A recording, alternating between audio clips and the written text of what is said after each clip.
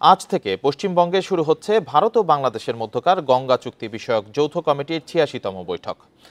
৫ দিনের এই বৈঠকে অংশ নিতে এরই মধ্যে বাংলাদেশ থেকে ১১ সদস্যের প্রতিনিধি দল কলকাতায় পৌঁছেছে।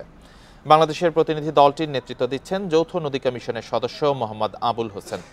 বৈঠকের অংশ হিসেবে দুই দেশের প্রতিনিধিরা কলকাতা থেকে ট্রেনে ফারাক্কা পয়েন্টের উদ্দেশ্যে রওনা হবে। এ বিষয়ে আলোচনা করতে রাজধানীর মহাখালী থেকে আছেন জলবায়ু ও পরিবেশ গবেষক ডক্টর আইনুন নিশাত। ডক্টর আইনুন নিশাত, আপনাকে স্বাগত জানাচ্ছি ইন্ডিপেন্ডেন্ট সংবাদে। স্যার, গণমাধ্যমে প্রকাশ হয়েছে যে এবারের বৈঠকে গঙ্গা চুক্তি নিয়ে অগ্রগতি হতে পারে। এর সম্ভাবনা কতটুকু দেখছেন আপনি? সার্বিকভাবে গঙ্গা চুক্তির নবায়ন নিয়ে কি প্রক্রিয়া অনুসরণ করতে হবে বাংলাদেশকে? আপনার প্রশ্নের উত্তর দিতে বড় বিব্রত বোধ করছি, কারণ এর সভাটি একটা রুটিন সভা এবং এখানে গঙ্গা চুক্তি নিয়ে কোনো আলোচনা হওয়ার কথা না। এটা দুই দেশের মধ্যে যৌথ নদী কমিশনের স্ট্রাকচারটা বুঝতে হবে। এখানে দুই দেশের মন্ত্রীদের নেতৃত্বে যখন মিটিং হয়, কমিশনের পুরো মিটিং হয়। এর বাইরে দুই দেশের দুজন প্রধান আছেন, মেম্বার জয়েন্ট রিভার্স কমিশন, যাদের অধীনে রুটিন অনেক কথা হয়। বাংলাদেশের বিরুদ্ধে ভারতের অনেক অভিযোগ আছে, ভারতের বিরুদ্ধে বাংলাদেশের অনেক অনেক অভিযোগ আছে, পানি বন্টনের ব্যাপার আছে, ডেটা কালেকশনের ব্যাপার আছে। এই মিটিংটাতে সেই বিষয়ে আলোচনা হবে। যেমন ধরুন, ভারতের অভিযোগ বাংলাদেশের বিরুদ্ধে কেরু কোম্পানি দর্শনাতে প্রচুর দূষণ করে। আমাদের উত্তর হচ্ছে এইটাকে রিমুভ করার জন্য আমরা সেখানে ইটিপি বসিয়েছি, কিন্তু ভারত এখনো কমপ্লেন করে চলছে। আমার ধারণা এই কলকাতার এই মিটিং এ সেটা নিয়ে আলোচনা হবে এবং বাংলাদেশ হয়তো বলবে তোমরা এসে সরজমিনে দেখে যাও আমরা কি করছি।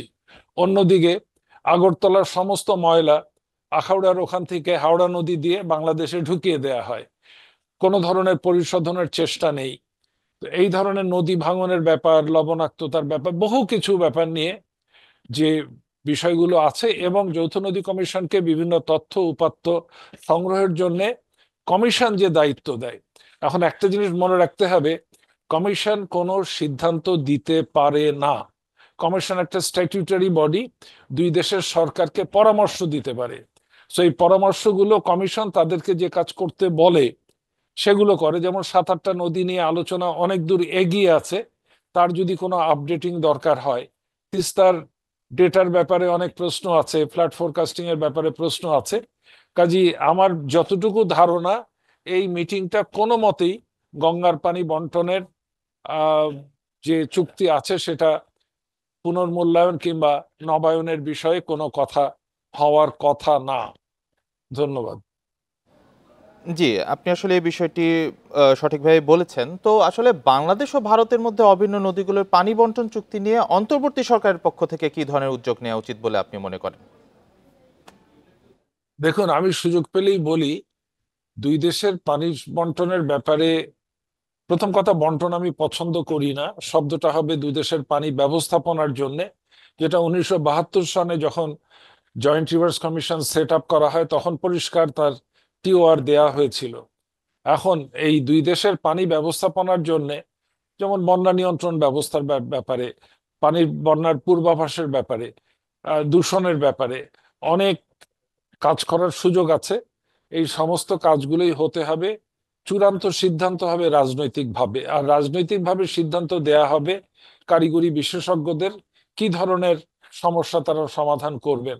দুই দেশ সম্মত হলে রাজনৈতিক সিদ্ধান্তের ভিত্তিতে সমাধান হতে পারে। অর্থাৎ সমাধান হতে গেলে রাজনৈতিক পর্যায়ে আলাপ করতে হবে। তো আমাদের দেশের রাজনীতির এখন ধারক হচ্ছে যে অন্তর্বর্তীকালীন সরকার, ভারতে নির্বাচিত সরকার। তাদের মধ্যে যত তাড়াতাড়ি আলোচনা শুরু হয় এবং যত বেশি আলোচনা হয় ততই লাভ হতে পারে বলে আমি মনে করি।